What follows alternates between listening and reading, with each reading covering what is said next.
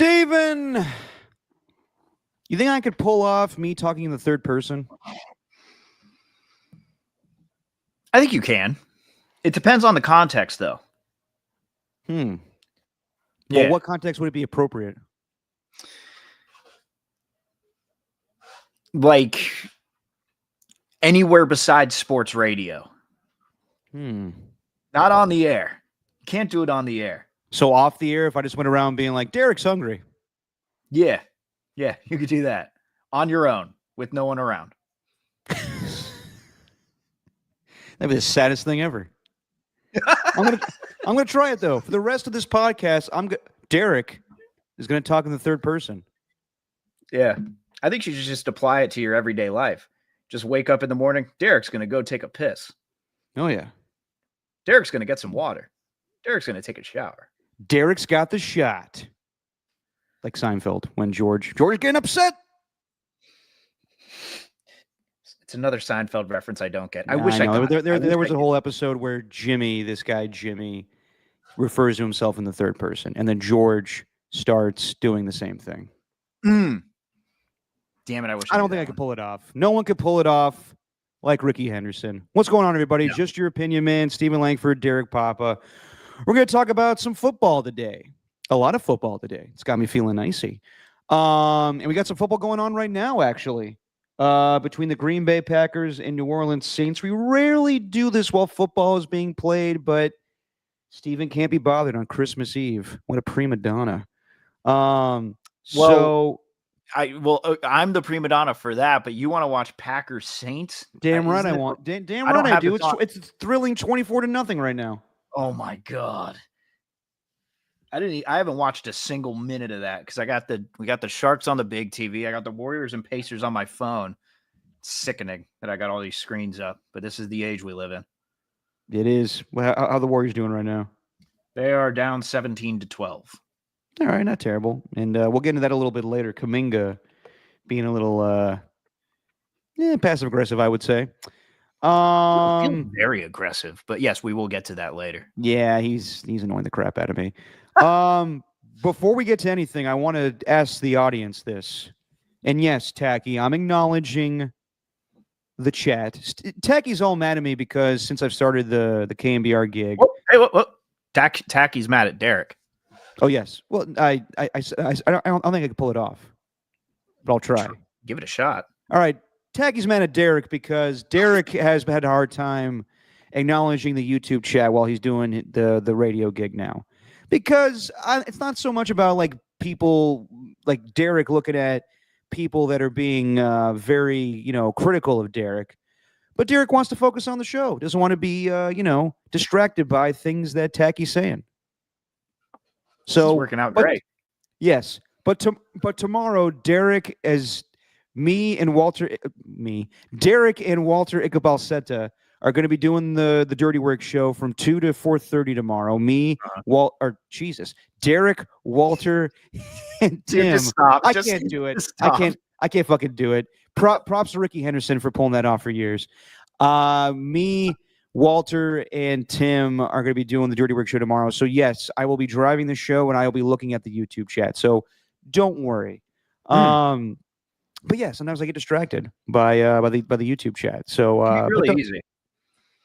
What's up? It can be really easy to get distracted by it. I know. That's why I've been focused on the show. But tomorrow I will have the YouTube chat because we're gonna need it. But no, it'll be a good time with me, Walter, and Tim. But I wanted to ask you. You got 2.5 hours. Come on, just do it. Just do it a 2.5-hour sound soiree or whatever you call it. No, look at you listening to the show. Look, dude, I was listening on the way earlier this morning. You avoiding this whole Wicked scenario? Like, come on, dude.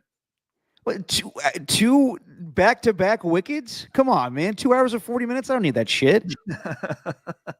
Now, if it was one showing of Wicked, that's fine. But I would lose my fucking mind after back-to-back showings of Wicked. I could deal with back-to-back shows. 28 hours in a studio sounds insane. Well, that's Tim's life. Hey, it ain't my problem anymore, man. I won the bet. Yeah, I know. Yeah. But you know what? Like, we spent so much time at the studio, and Tim, just get a pull-out mattress and get some sleep. He'll be fine. Yeah, I guess so. I guess you do have radio and TVs all around you. You could just turn on the TV and turn up the volume, right?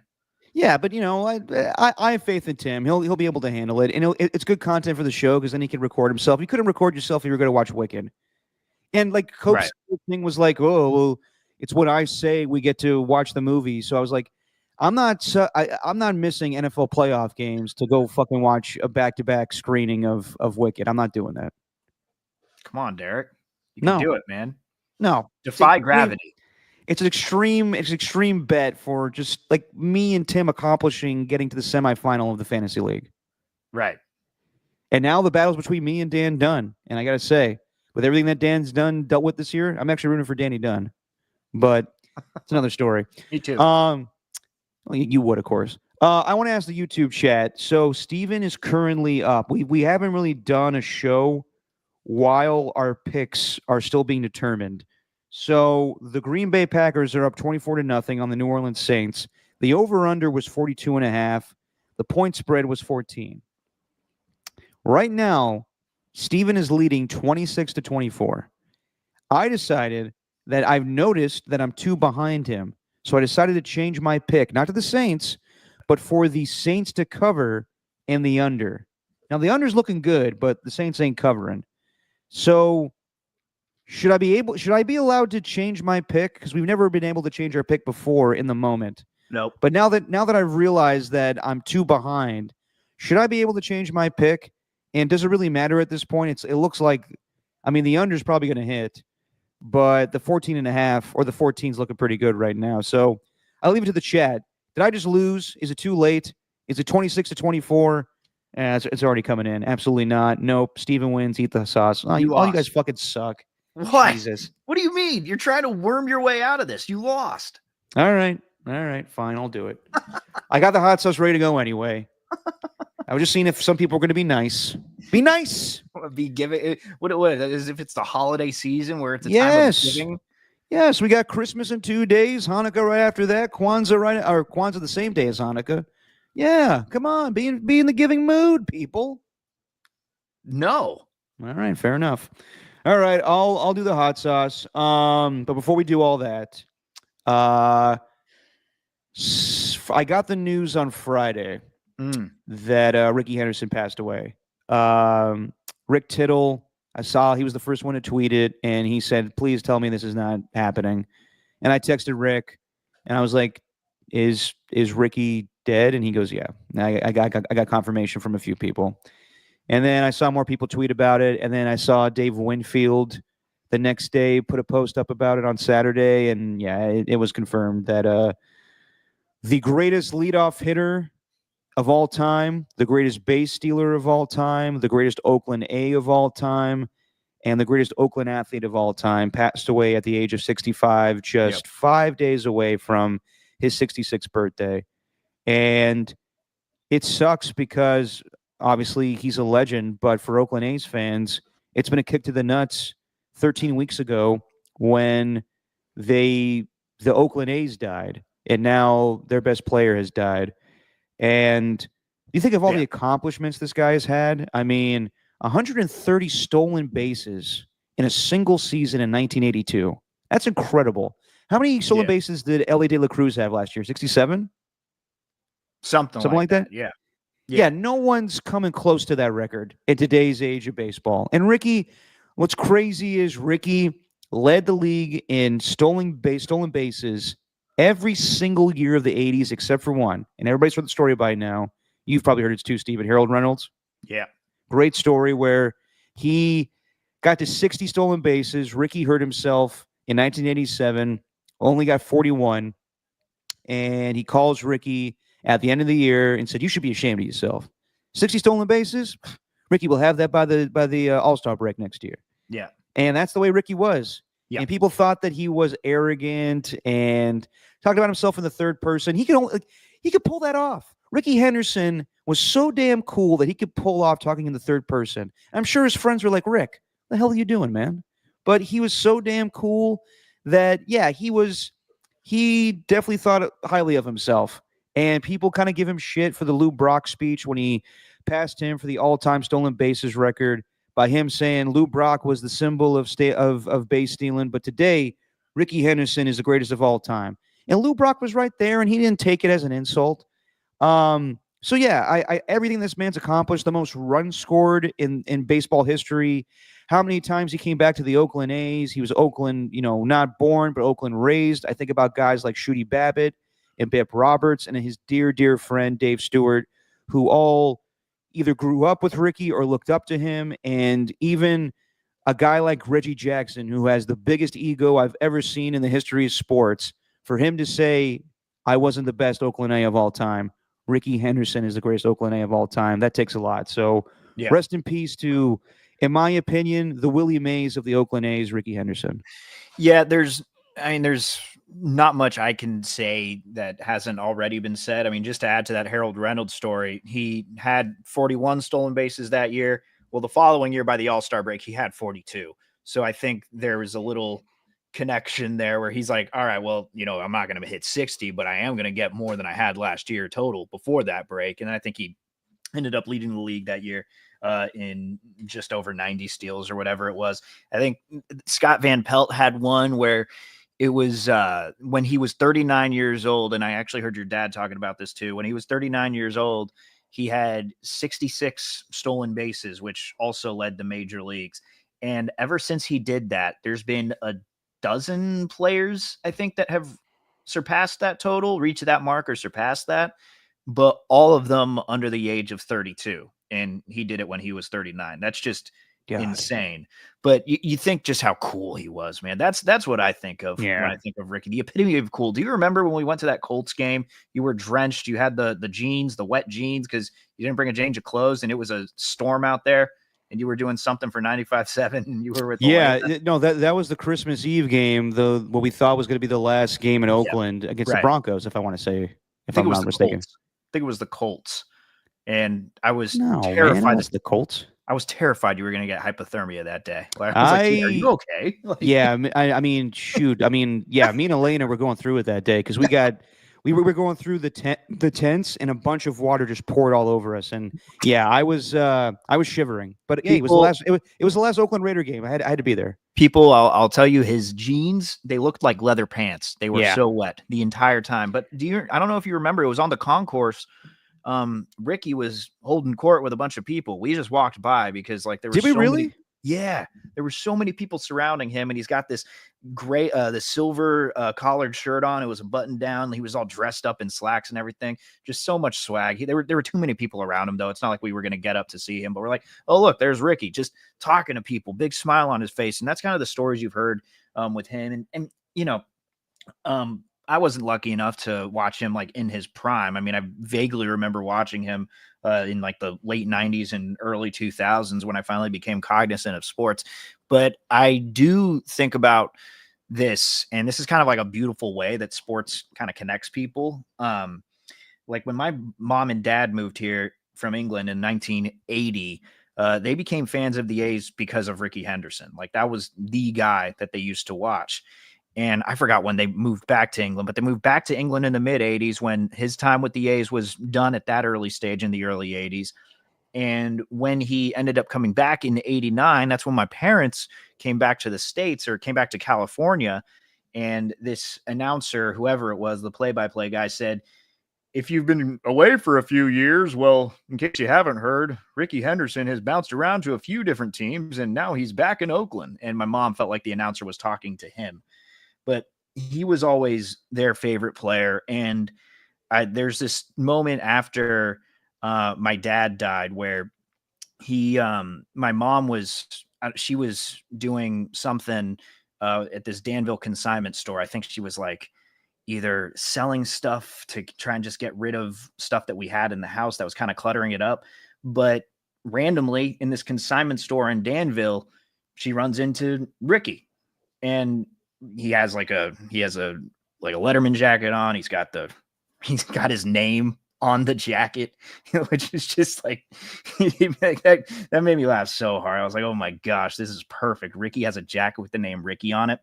But it's this weird, I'm sure it was purely coincidental, obviously, but knowing the connection that he had and the time that my mom was going through then, it was not easy for her. So when she ran into him, that was that was like a bright, like shining moment for her in a time when she was maybe at her lowest. So it's just, I don't think these athletes realize like how much of an impact they can have on people. And I'm sure like there's a ton of other people with stories that are like that. But I don't think they expect they can make the impact that they did. And Rickey obviously left just an indelible impression on everyone in the Bay Area. So, hearing that news this past weekend, it was really tough to kind of it almost didn't seem real. It really didn't. Yeah, man. I mean, pneumonia. I mean, it's awful, and what hurts the most is because he was Oakland. Like Rickey was our favorite Oakland A because he's from the Bay. He grew up in this area. He was childhood friends with Dave Stewart. He was the kid that went to Oakland A's games to try to get an autograph from Reggie Jackson, and Reggie Jackson blew him off, and then they became best friends. So, yeah, that's what sucks the most is that he was Oakland's son, and when the Oakland A's are leaving this year, he leaves with them, unfortunately. And I mean, yeah, but he was cool, man. Like, I hear all the stories about how Rickey wanted to play football. He wanted to be a running back for the Oakland Raiders, and his mom wouldn't let him play football. But Al Davis tried. He tried at numerous times to recruit him because he did it with everybody. Like James Jett was a track and field star, and he convinced him to be a wide receiver. Bo Jackson was a running back, and went to go play baseball, but he convinced him to play for the Raiders on the side. He tried to do the same thing with Rickey Henderson, and I don't know if Rickey would have been a good running back. 180 pounds. I don't know if that's big enough, but Rickey could have been like one of the first great slot wide receivers. I thought he would with his speed, he would have been incredible.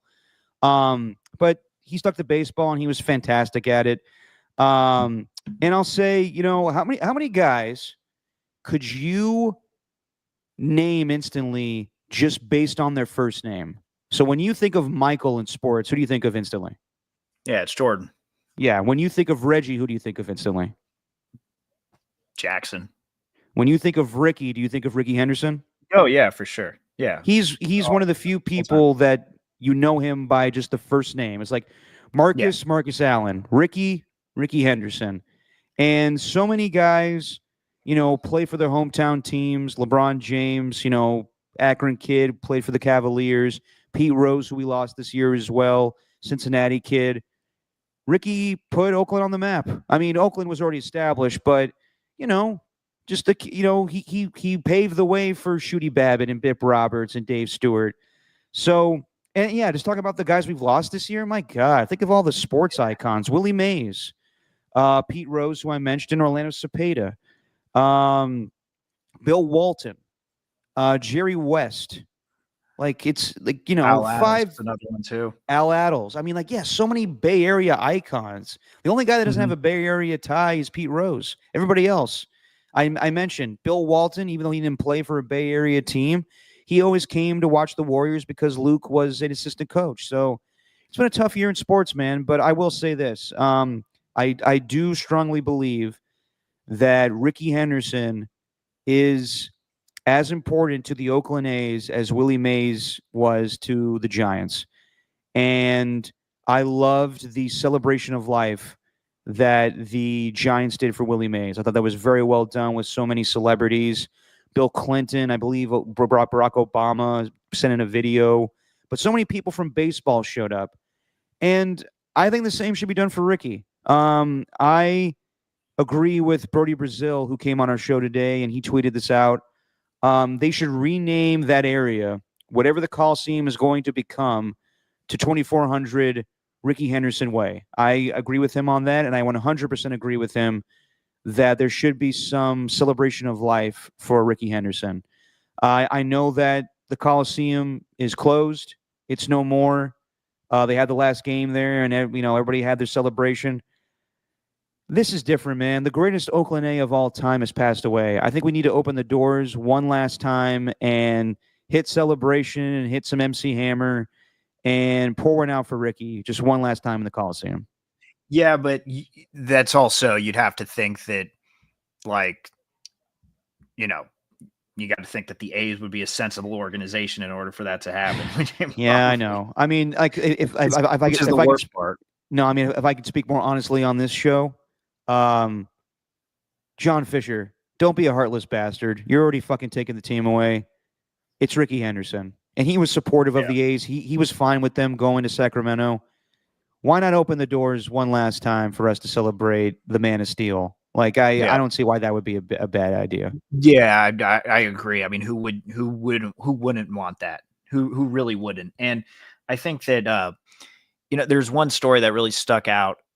It's not just like his time with the A's or his time in Major League Baseball, but actually there's one other story. Joe Posnanski, baseball writer, he did this series a few years ago during the pandemic called the Baseball 100, where he was just listing off the top 100 players in baseball history in the lead up to the season.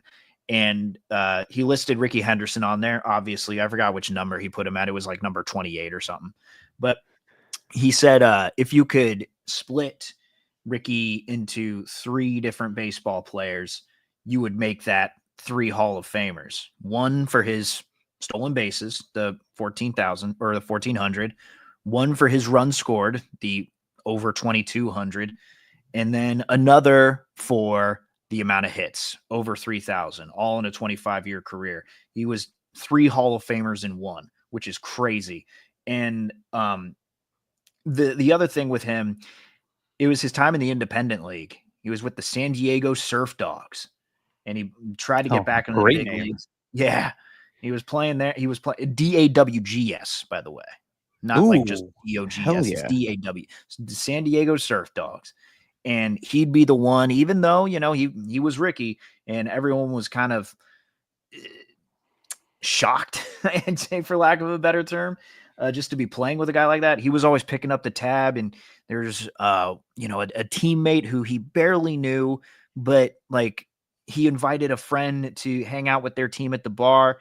His friend came up to meet Rickey, and then Rickey's like, anyone who's a friend of this guy is a friend of mine. Like, what's going on? He was just so welcoming. It sucks. But yes, I agree. They need to do something to honor him. I don't know what that is. I saw another tweet that said you should rename the Highway 24 after him. I saw that too, yeah.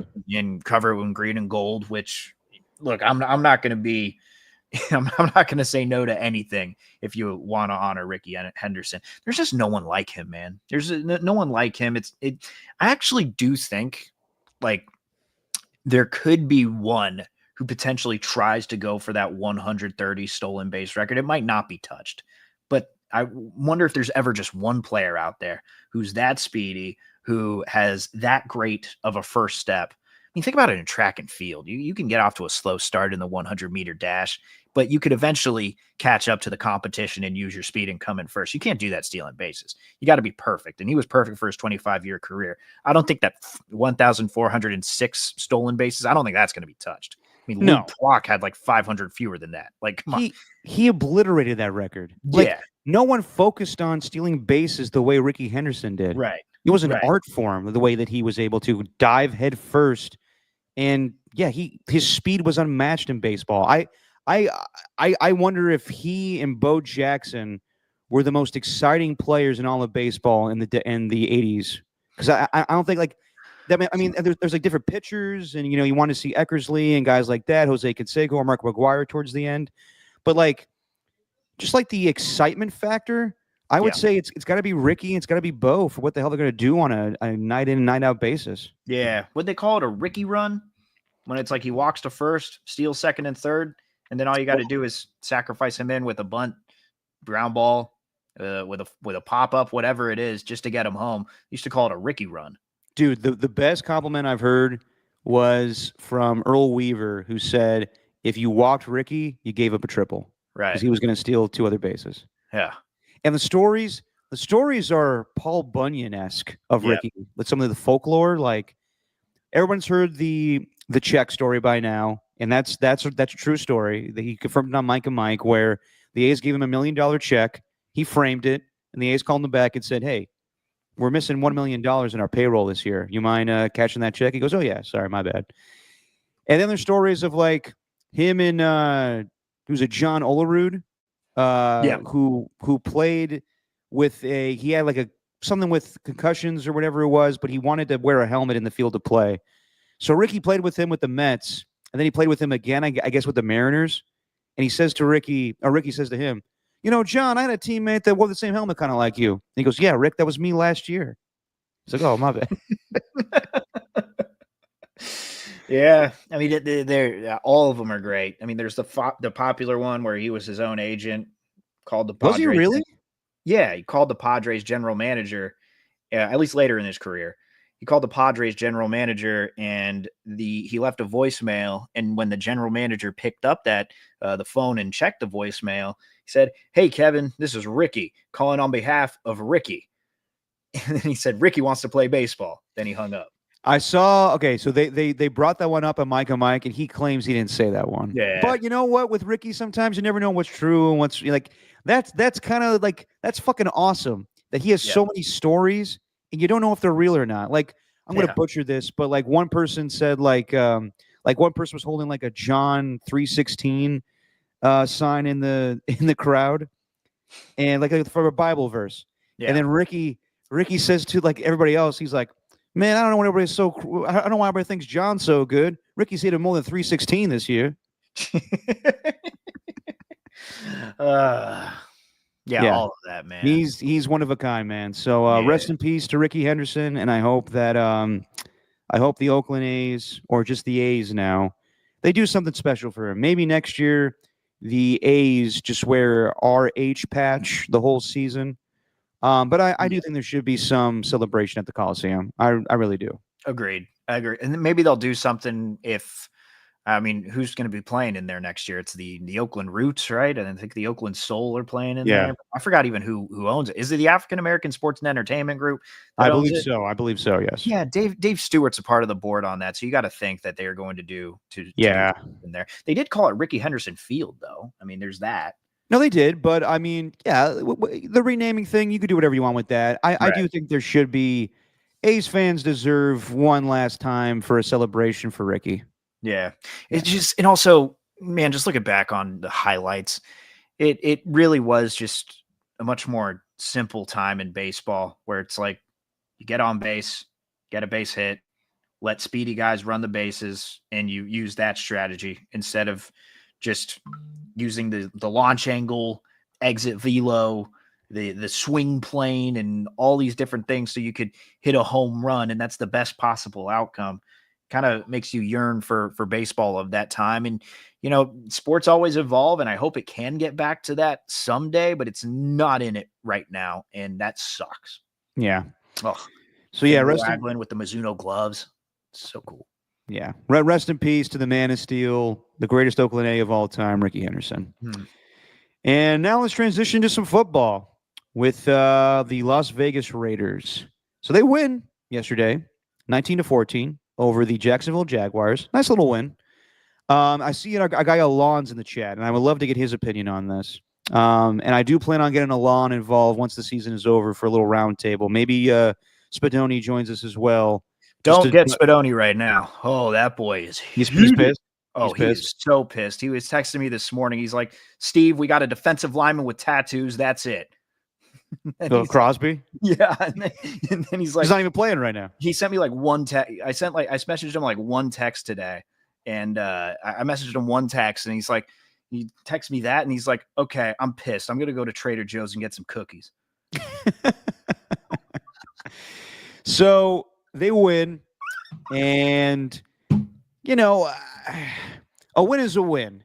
I never like the thought process of just tanking, because you can't tell a room full of men the season's over, start losing. You don't even know if you're going to be here next year, so you might as well just do what's best for the organization.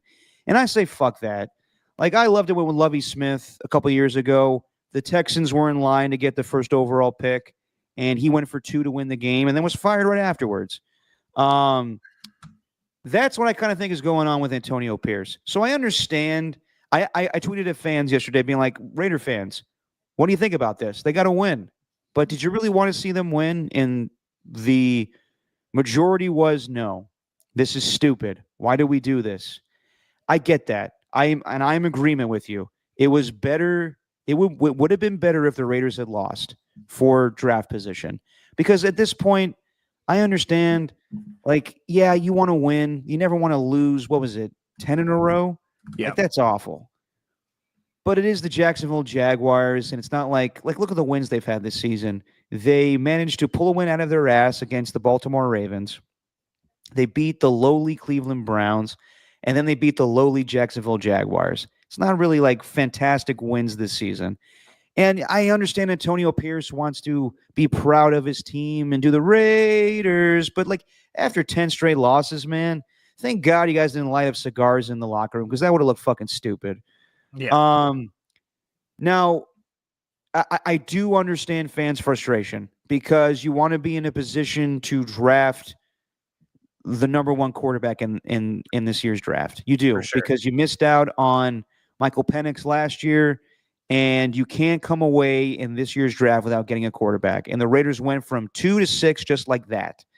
So, but do I think they're going to stay there? No, I don't. I think that you have to look at this week's schedule. The Browns could beat the Dolphins. The Titans are playing the Jaguars. The Colts are playing the Giants. Giants look terrible right now, so maybe that's not even a winnable game. But I don't think that the Raiders will stay at 6. However, if they want Shador, they may have to trade up to get him. And that was maybe always the case. So I don't know. How do you feel about them winning the game yesterday, Steven? I felt vindicated in my opinion on Michael Penix last year. I was pissed after the draft that they did not somehow read what the Falcons were going to do and trade up to get Penix. I was pissed they didn't get a quarterback in the last draft. And you can't expect them just to get the number 1 overall pick. That's hard, man. That's really hard, getting the number 1 pick. And yeah, I don't know what, like, I get the frustration, but I texted you earlier, dude. I don't know how to properly like articulate how I feel about it. Am I mad that they won a game? Sure, because they're not going to get Shador Sanders, but I also don't know if Shador Sanders is going to be that good. Like, I really don't. Everyone's just so sold on him. I get all this stuff, but it's like, I'm not. I don't know. I'm not so pissed to the point where I'm going to lambast the team. Like, I still don't think they're going to do anything with Mark Davis at the helm, maybe with Tom Brady if they're able to bring in a new coach, but that's ultimately what matters. I just was watching Michael Penix play for the Falcons, and sure, there was some rookie mistakes that he made, and I know the Giants are a terrible team, and the defense is mostly what scored them the points, but God, Michael Penix, the way that he could throw, like, I'd almost rather have Michael Penix than any of these quarterbacks coming out of the draft this year. So I was just more pissed in how last year's draft went as opposed to what the implications were for this year's draft. No, I'm with you on that one. And Alon chimes in. If someone is a fan of a team and they actively root for them to lose, I will never understand that. Also, look at the list of all the QBs drafted with the number 1 overall pick. Only 5 have been great. I totally hear you, Alon. I don't think fans know what they want right now, Derek. I really don't. They think they want the number 1 pick, but I don't know if they know that. I don't know if they really want that. I don't know. No, they do. I mean, they want Shador. The fans want Shador, and I think this owner wants Shador, and I still think they're going to get him. I don't think that the Giants. It doesn't sound like Shador wants to go to the Giants. I think he wants to go to the Raiders, and they will find a way, somehow, some way. It can't just be where Shador's like, don't take me. I'm going to go play baseball, or he's going to pull like the brawny shit. Right. Like, I do think that in order for this to happen, the Raiders are going to have to trade up. And I wouldn't be surprised if Cam Ward goes over first overall. I kind of actually prefer Cam Ward over Shador Sanders, but I do think the Raiders need to be in a position to start their franchise all over again. And what I mean by that is like finding the right quarterback to lead them in the direction that these other AFC West teams are going. They have to compete with the best QB in football right now with Mahomes. They have to compete with Justin Herbert and Harbaugh having a resurgence. They have to compete with Sean Payton and Bo Nix doing their thing right now. So if you think that they could get by with, let's just sign Kirk Cousins in the offseason, or let's sign Sam Darnold, they don't need a quick fix like that. And those guys wouldn't thrive in a situation like that. They need to start from scratch. they need to get a rookie quarterback and build this team up. And yes, keep Max Crosby and some pieces here or there. But yeah, no, they need a rookie quarterback to start this thing all over again. So, and they need Yep. they need a new coach. Can we play Antonio Pierce's reaction, the post game when he was asked about Yeah, give me a fans that sec. want to tank to get the first pick? Give me a sec here. Yeah, this was interesting. This It's the one was it's the one you sent me, right? yeah, and he spoke today too, I believe, where he was like, I don't give a shit about fantasy football and all that stuff. We're trying to win. All right, this is Antonio Pierce after the win yesterday. Or yeah, the win yesterday. Coach, for the part of Raider Nation that is focused on the first overall draft pick conversation, what is your response to them? Talk to Tom Telesco. Quick response. Talk to Tom Telesco. Now, you can take that as just simply what it is. I don't deal with that stuff. Tom Telesco's the man in charge. He handles personnel. Talk to him. He's got to figure out that shit. He can also take it as, I know what the deal is. I know I'm not going to be here. And they're probably pissed at me for winning this game. I don't give a shit. I'm trying to win football games. Talk to Tom Telesco about it. Right. If he knew that he was going to be around for the long haul, one, he wouldn't use, well, I'm under contract as his first answer, which he said earlier this week when he was asked about his future. Is that what he said? Yeah. Well, I'm under contract, which is never a good sign. That's a go-to of, I know I'm not going to be here. And this one, like, you could reason like, look, man, you could say easily, look, I understand where fans are coming from, but we need to win football games for our psyche. All right. Yeah. I don't think you know how mentally draining this sport is. And we put all the work in, day out, so we could go out and try to intentionally lose. Like, we're not going to do that. I understand that fans are concerned for the future, and I want a great future for us too. But we had a chance to win that football game, and we did it today. And they did it against a worse team. Tanking is a really delicate subject because it's something that the fans want. It's something that the teams aren't willing to give up. But it's also another case where fans care much more about the actual team than the players do. I think that's something that gets lost on a lot of fans. A lot of these players don't care about the team. They care about them because it's the team they play for. But as far as the future of the organization and what they're going to look like as a franchise 5 to 10 years down the line, they could care less. They couldn't care less, excuse me. They couldn't care less because they probably know they're not going to be on the team for a long time. They just want to focus on what's in front of them. It's crazy how we think that they want to tank, yet we always hear the cliche, well, we're taking it week by week. We're taking it day by day. Like, tanking is not a day by day, week by week situation. Tanking is thinking a year down the line. Tanking in football can only be done when the GM and owners set up a team to fail. And in that way, it's kind of like a Ted Lasso thing where the team and the coach fight against that to get wins. And in the end, you can't be mad at winning football games. But I'm sure the fan base and ownership and the GM are like, well, shit, we didn't want that to happen. So I'm sure, the way this sounds, I'm sure that Antonio Pierce has been probably trying to get answers from Tom Telesco and Mark Davis about what's the future of this football team, how are we looking, what's the direction we want to go into. And he's probably left in the dark. And that's why he's pissed off about this. So I think that, yes, Mark Davis and Tom Telesco probably wanted to lose that game yesterday. And fans wanted to as well. But you can't ask a bunch of grown men whose job it is to perform each week at the highest caliber of football to lay down. That looks bad on tape, and they're not going to get jobs. And it looks bad on Antonio Pierce to say, well, I'm just trying to lose. Like, come on. Like, he wants to.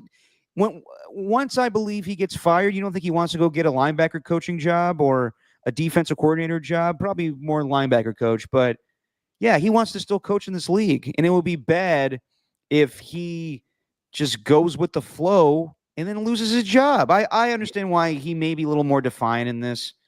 But I understand fans' frustration. It's been too long now.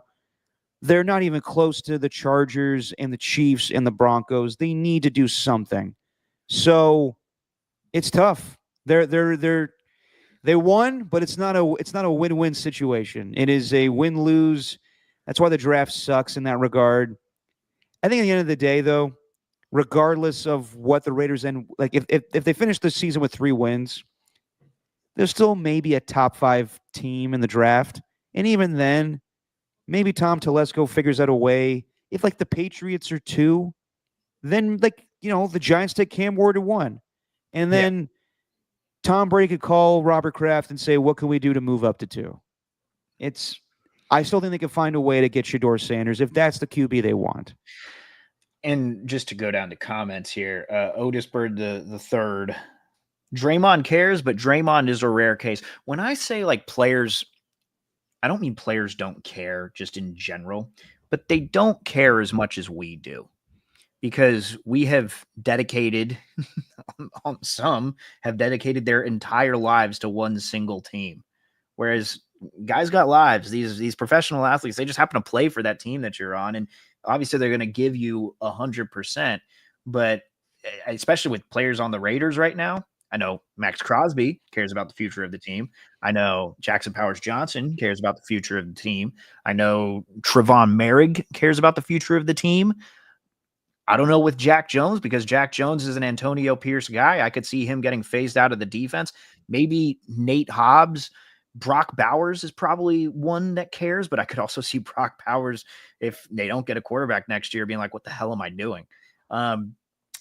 He's sticking around. He's got to. I just think that when it comes to this, we think that the team, the players, that is, they might think the way that you might think that they think like fans. Like, we need to tank. We need to get the number 1 pick next year. We need to get Shedeur. I don't think they do. I don't think they do at all. And at the end of the day, they're all making millions of dollars. Like, they don't like they're going into the holidays here with a bunch of money. They don't really care. Like, but with us, it's just it's a different thing. Yeah, because fans are fanatical. They care about the future. Like the players are worried about the here and now, about this year with my contract, about this year, and what are we doing this year for success? Am I on a winning football team? Fans want to win championships. So do players. It's a different deal. Like, fans care about their teams, but players eat, sleep, and just live it every day of what they can do to make the best thing possible. Yeah. And, like, you think like Jacoby Myers wants to just lose football game for the betterment of the Raiders next season? He wants to put out tape so he can cash in a free agency. Right. So, right. I get why fans are upset. I totally understand. But what do you expect them to do? You think they want to lose to the Jacksonville Jaguars at home? Now, I will say this. I'm sure some Oakland Raider fans would be like, I would have preferred to win the last game in Oakland over the Jaguars than yesterday's game. But it is what it is. Yeah, there's some sandwiches thrown on the field that would like to have a word with that one. They're still there, some say. Were sandwiches thrown or beer bottles thrown at Derek? I think there was a couple of sandwiches, too, that I saw in there. I always hated that. I mean, look, I understand that Raider fans have a love-hate relationship with Derek Carr, mostly hate. I hated that they threw beer bottles at him that last game. I thought that was so bad. You are getting just roasted on the little line here. The T's turning into D's. Yeah, really. See, Tacky, you question why I don't look at the YouTube chat? I will acknowledge one person. What's up, Otis Bird? Otis Bird is the word, my man. Yes. Love Otis Bird. Betterment. Oof. I don't say all that shit. You guys can all fuck yourselves. Yeah, dude, I'm not gonna lie. I was listening to my car. YouTube, get the fuck out of here, Tacky. I was listening in my car. I was going to get In-N-Out today. We wanted In-N-Out. And I was listening. Who's we? You and Jesse, or just you? We both did. Okay, fair enough. Yeah. She gets lettuce only. And so in the burger, and I ordered lettuce only. Thought I ordered the grilled onions for myself. They didn't. They ended up getting the order wrong. Both came with just lettuce only, and it was like the driest In-N-Out burger I've ever had in my life. But that's not the point. Point is, I heard the story about you throwing the football, ruining the Tony La Russa interview. Yeah. And then you said it hit a button, and I said out loud in my car on my own, I said, Joe Budden. I'm not kidding. I chuckled to myself for a solid 20 seconds. I love that's the part that you single out as the funny part. Not that I ruined a Tony La Russa interview because I was throwing the football around in the studio. Yeah, well, look, man, that happens. I'm not going to be one to. Look, I've made mistakes through my career. I'm not one to make fun of someone for something Well, like thank that. you. That I happens. appreciate that. But besides that, yeah, when I didn't say button, I said button. Yeah, when you said Budden, I just yelled in my car, Joe Budden. Such an asshole. All right, let's talk about the 49ers. They lose to, you know what, before I do that, let me get a chip out. Steve, you want to start the conversation about the 49ers and them losing to the Dolphins? Sure. It's been a fascinating year. I mean, where do you even want to start? Like, where do we start with that? Do we start with the penalties? Because I think ultimately the penalties is what really turned the game. But Well, one in particular, Rickey Pearsall in Right. the, what was it? What was the actual penalty that was called? the illegal formation? Illegal formation. He did it twice, didn't he? Yeah, twice. Same drive. Yeah.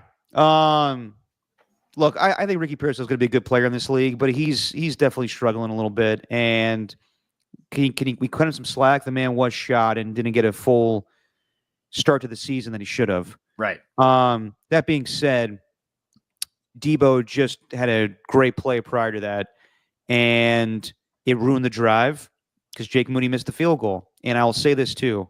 I understand fans' frustration with Jake Moody.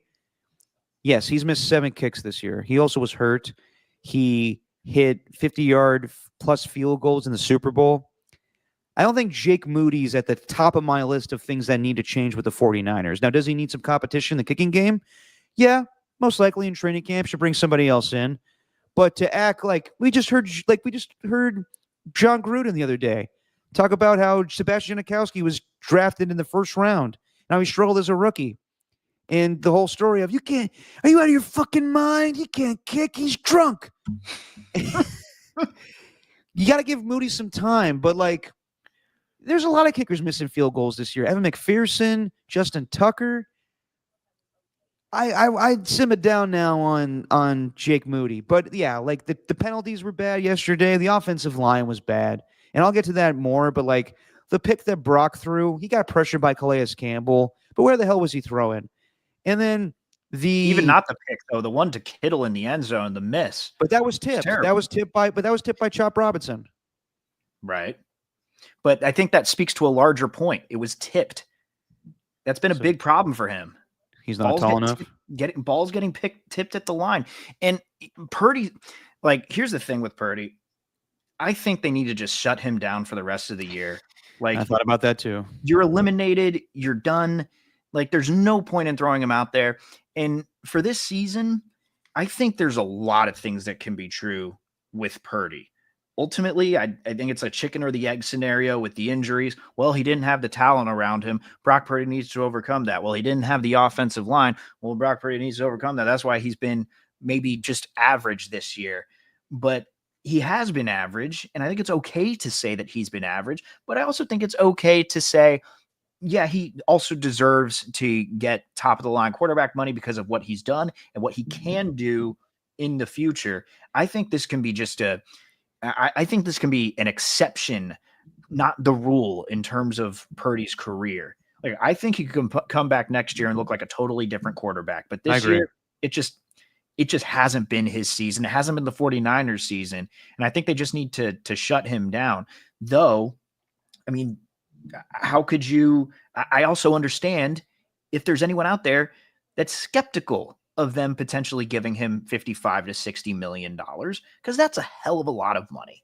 So I get that too. I think there's a lot that can be true when it comes to him, though I'm more on the side of you have to pay him because what's the alternative? And really, let's look at it this way. 49ers, I don't want to say they got lucky, but they got lucky with how good he was.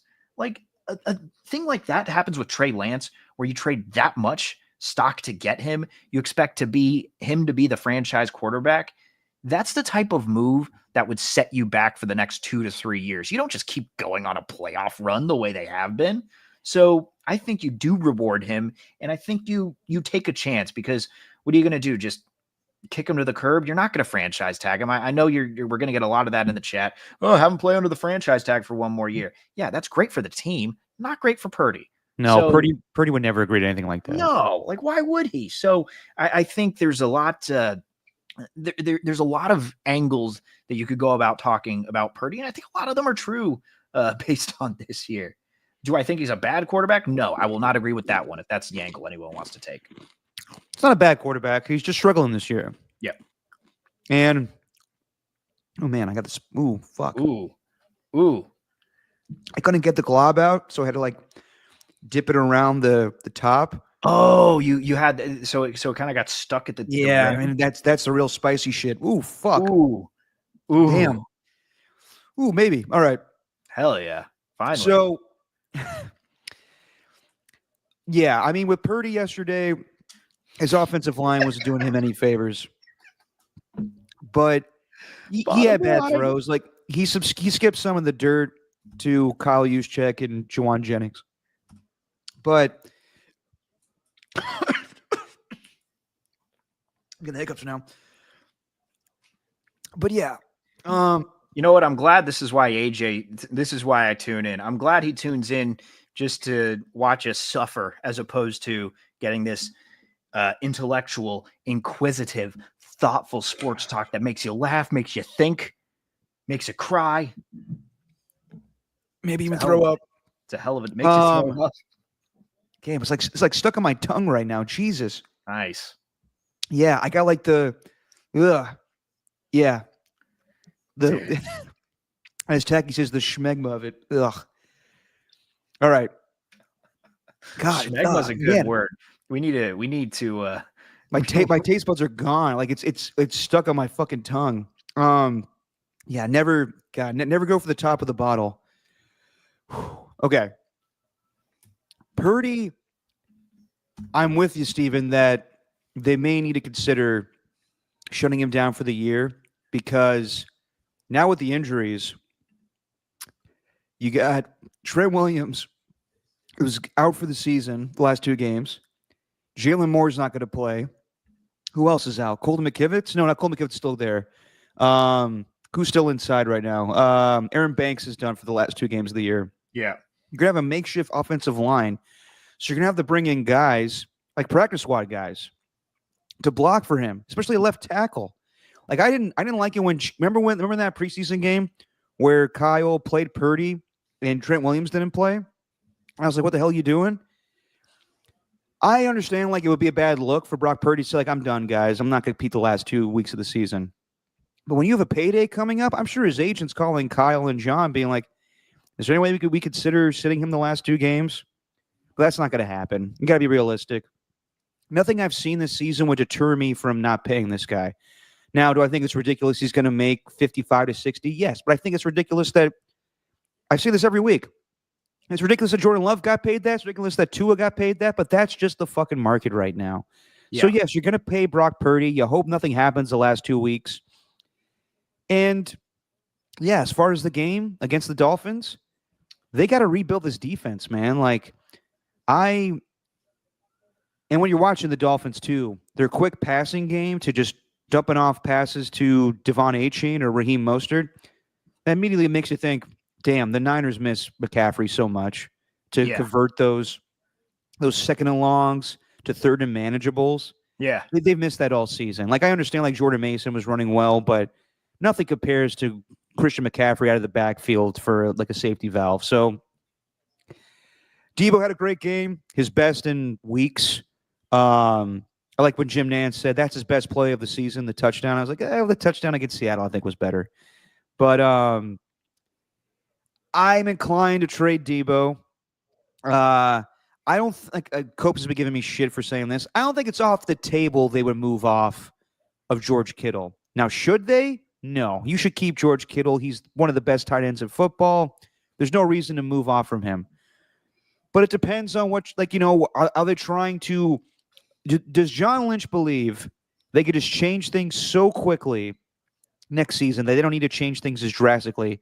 Or do they need to make drastic changes? So I don't think it's off the table, but I don't think that's going to happen next offseason, although he's on an expiring contract. So lastly, Drake Greenlaw. He gets hurt immediately in this game. I think the first snap. And he hurts his The leg that was the opposite leg that he tore the Achilles. That's where he gets the calf injury. And they were talking about shutting him down for the last 2 games. I think Dre Greenlaw should be on this football team, but I don't think that he should sign a long-term deal. Well, if he could get a long-term deal, he should sign that. But I think the 49ers would be kind of crazy to give him a long-term deal. He just tore his Achilles. He just got hurt again. If anything, I would sign Dre Greenlaw to a 1-year deal for him to show that he can play a full 17-game schedule and then get him the long-term deal. I think that'd be fine.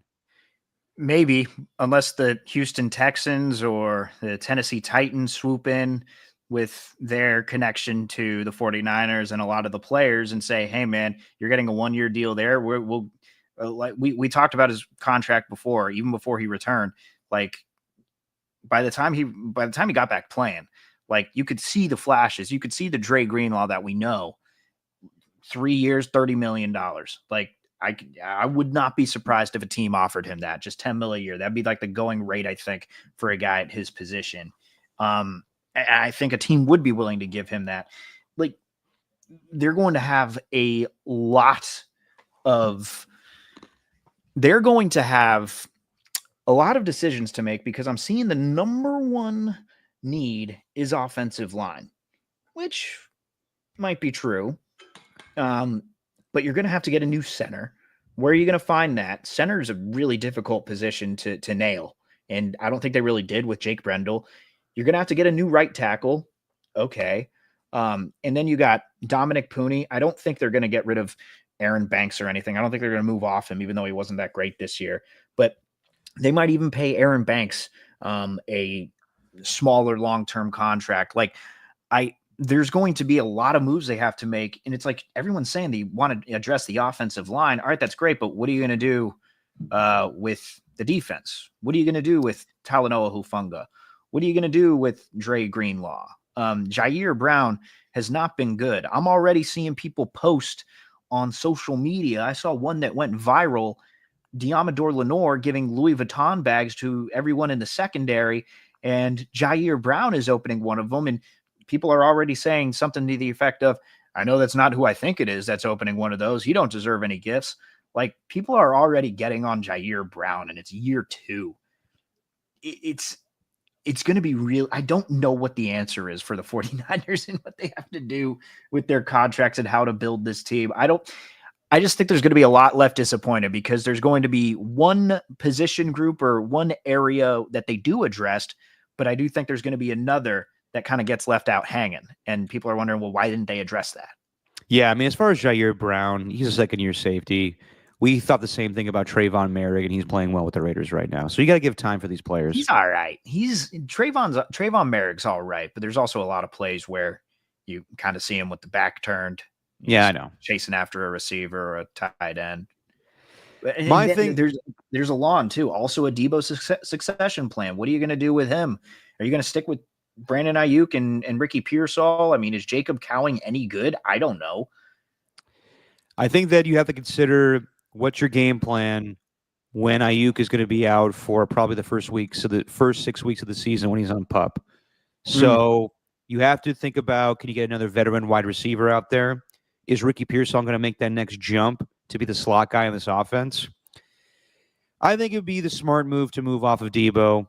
I think the writing's been on the wall. He doesn't seem very happy. He's not that he's got beefing with Kyle or anything, but like, he's not a true wide receiver. And I think this team needs to adapt. If McCaffrey's back and he's fully healthy, which we'll see about that, you can't move off of Debo. And they tried to last draft. So I would anticipate that.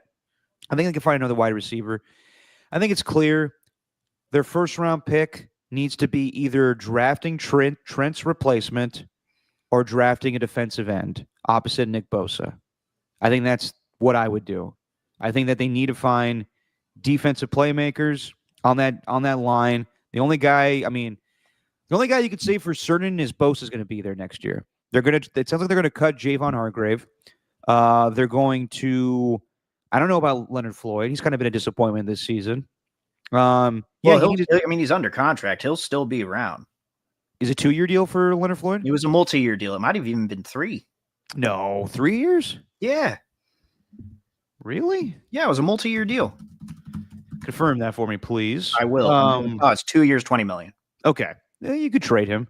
Yeah, we'll see about that one. Or he could just be a third down specialist, which is what I thought he should have been in the first place. He shouldn't be playing every down. They need to get younger at defensive end. They need to get better tackles in the middle. They need to get a better offensive line. I think they can manage that in the draft. I think it needs to be primarily about guys in the trenches. They have a young secondary. They drafted well this year with that Renardo Green and Malik Mustafa. I actually was impressed with Renardo Green and his coverage on Tyreek Hill yesterday. And Diamador Lenore to break up that touchdown pass, I thought he's doing well. Treverius Ward's probably going to be the odd man out.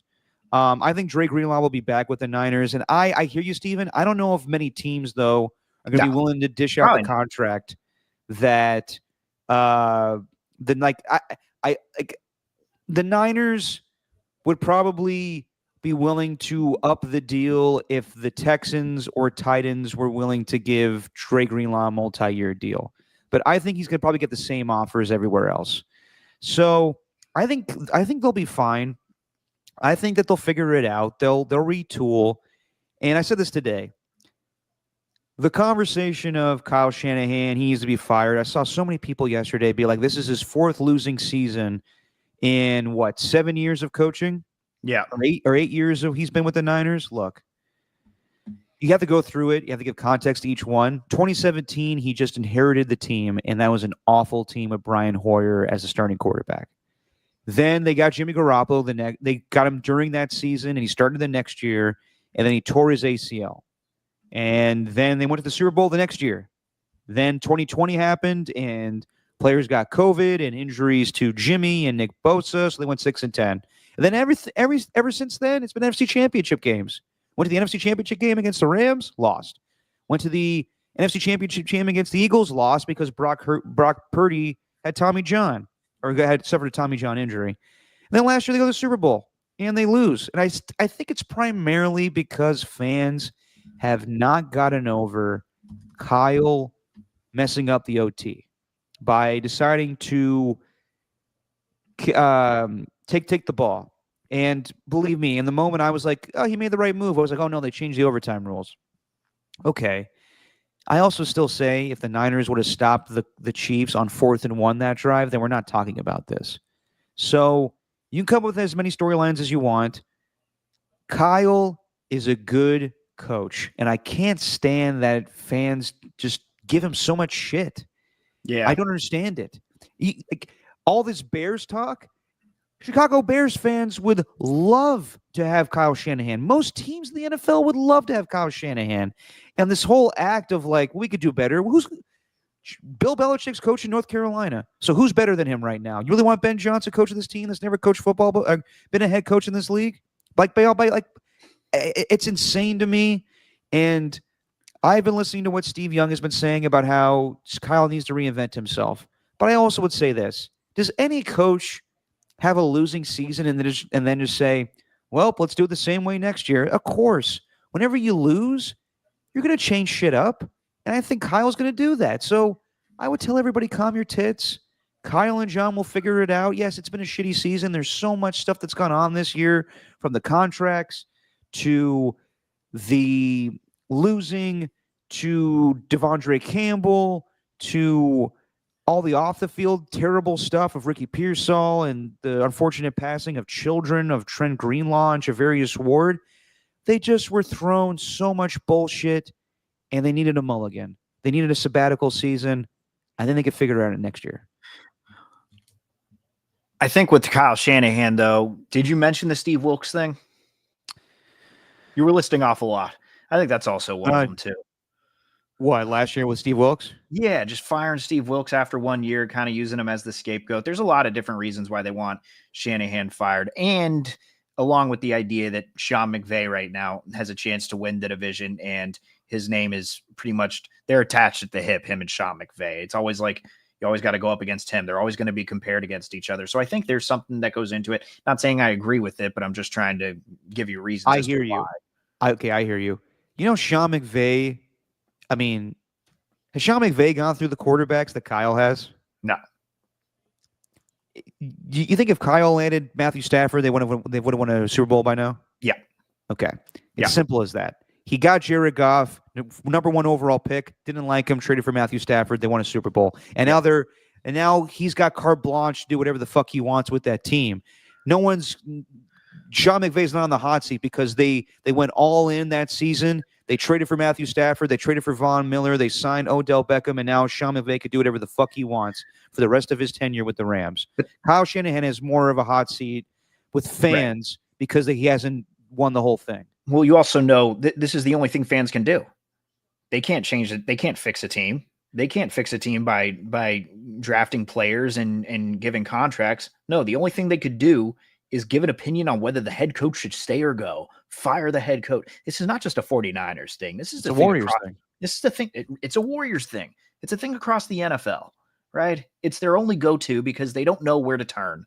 They don't know what to think. They are in disbelief that their season went this way, and their only option is to fire the head coach because they don't know what other kind of opinion to give because they have nothing of nuance to say. Well done, Stephen. It's very annoying. By the way, I had a very cynical view earlier today. I don't really think this, but it crossed my mind. Can I? By all means.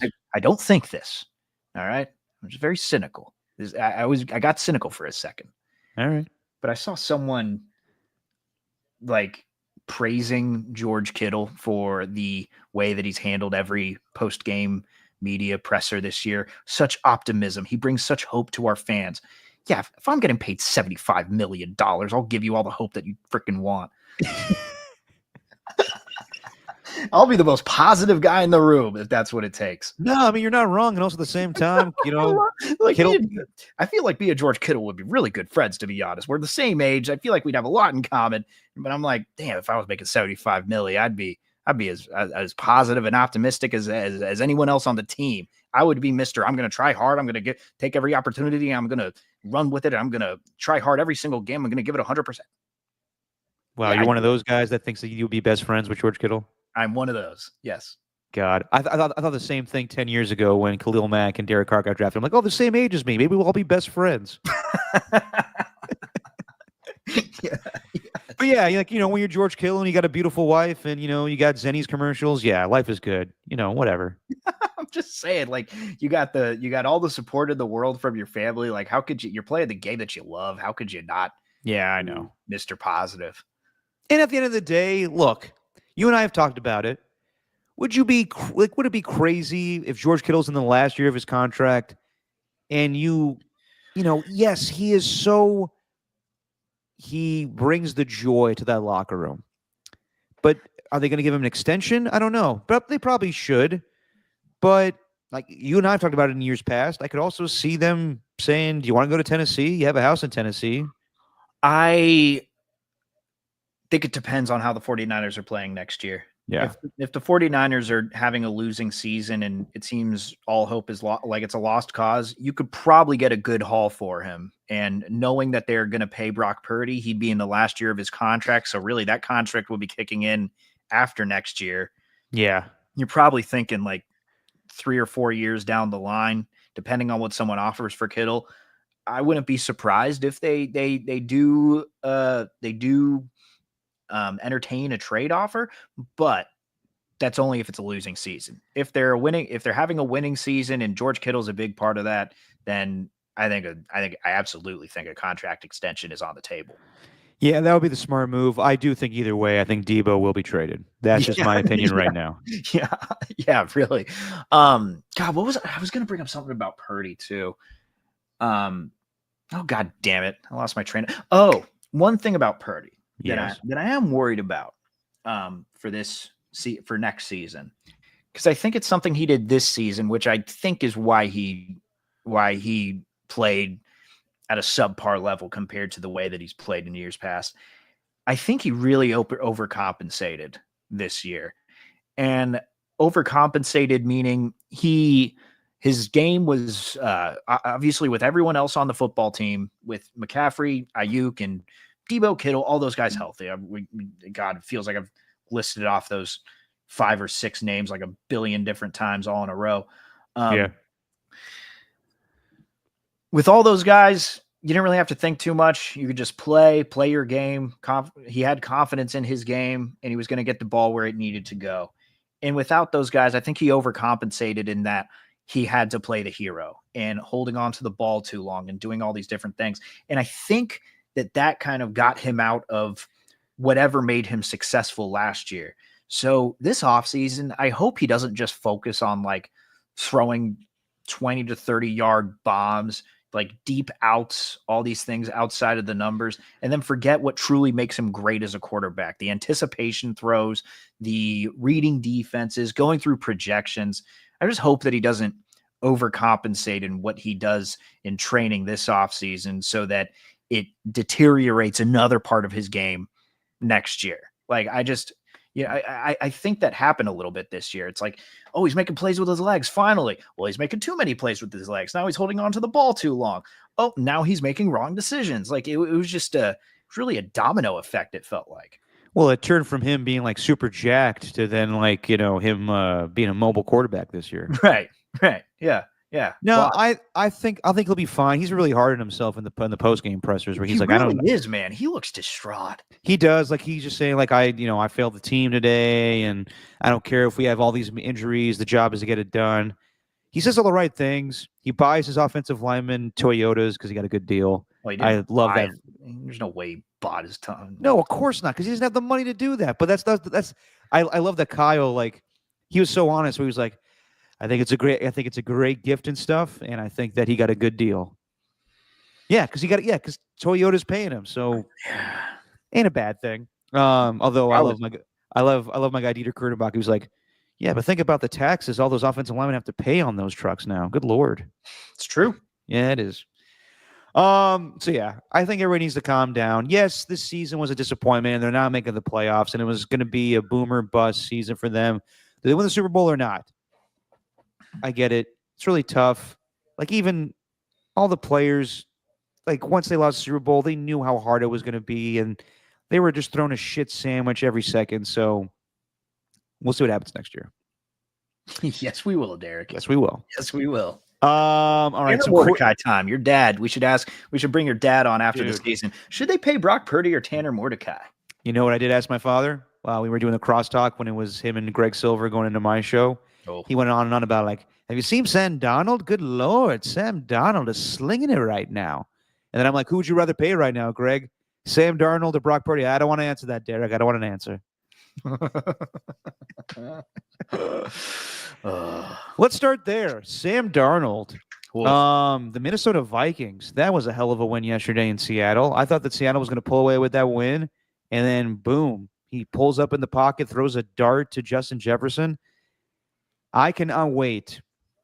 And the Detroit Lions, I mean, they beat up on, a bad Chicago Bears team right now, but they look back defensively. I don't know where they're going to be. It's hard to gauge, but offensively, I think they're fine. The play with Jared Goff, the play action where he faked the stumble and Jahmyr Gibbs falls to the ground, which everybody screams out, ball, and then it frees up Sam Laporta.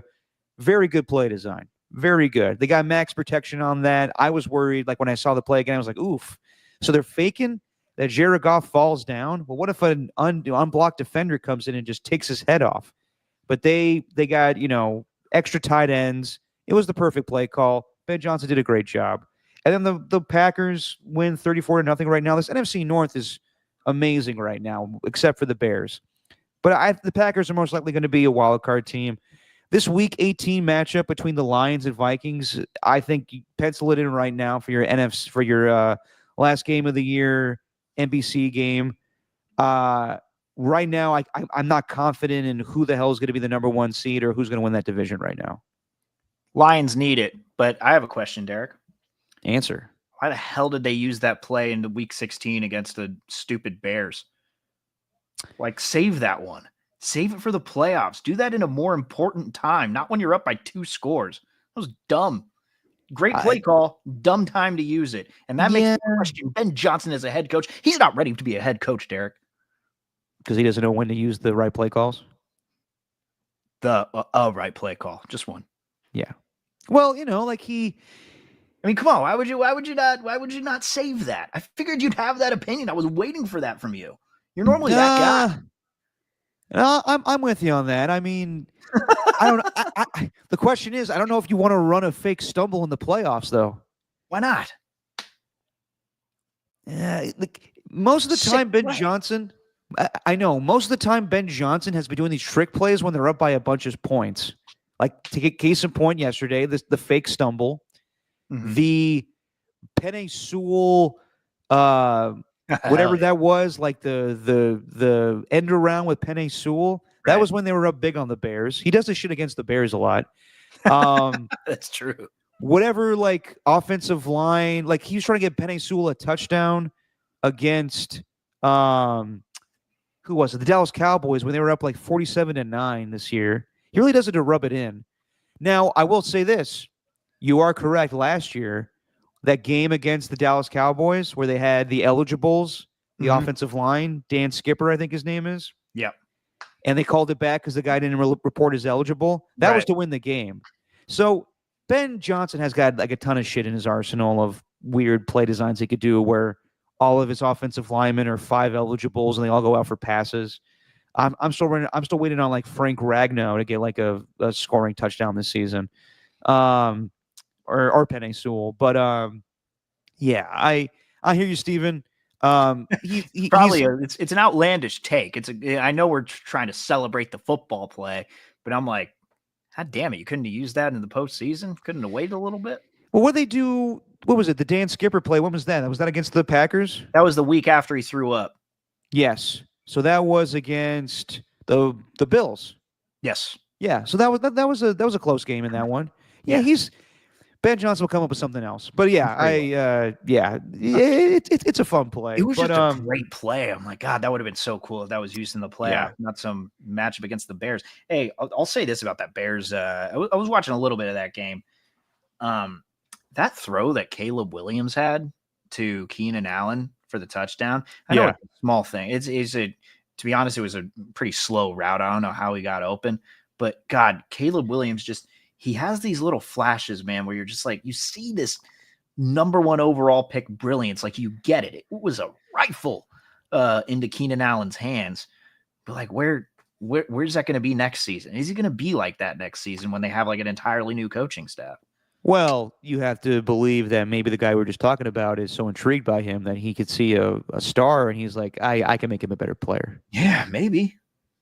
I mean, that's the rumor everybody's going with is Ben Johnson wants to be the head coach of the Bears. And I think yes, because of Caleb Williams. I think no, because of the Mikowskis. Speaking of these two teams, because we just mentioned the NFC North, this is why I'm not totally sold on the optimism for the 49ers schedule next year.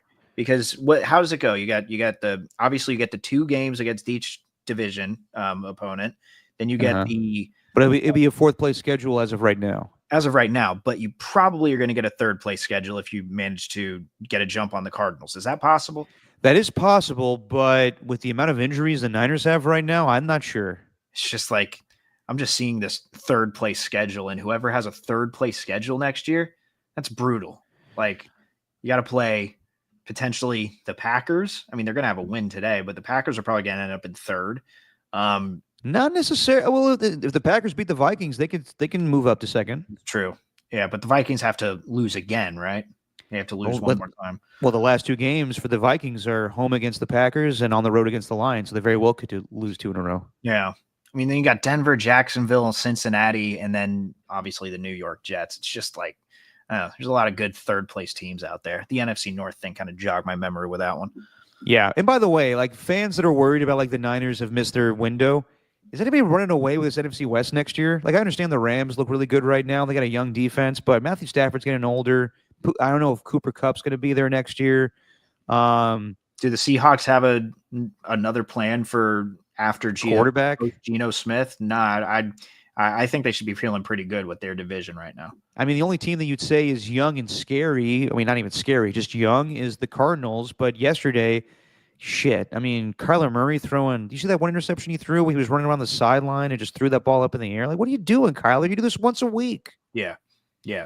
Just when we start to talk him up and laud him for all he's done, and he does this shit. Yeah. Yeah. He might have been late on getting Call of Duty this year. The Eagles Commanders game was fun. But I'm not going to freak out over the Eagles losing that game. They were up 21-7, and Saquon Barkley was running crazy. But once they lost Jalen Hurts, that was going to be tough for them offensively. They got into a rut. Devontae Smith dropping that pass was brutal.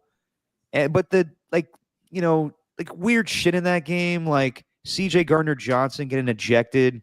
I'm sure he helps out in that last touchdown pass. Zach Braun, the linebacker, he's had a really Bond, yeah, Zach Bond. Bond, James so Zach weird. Bond.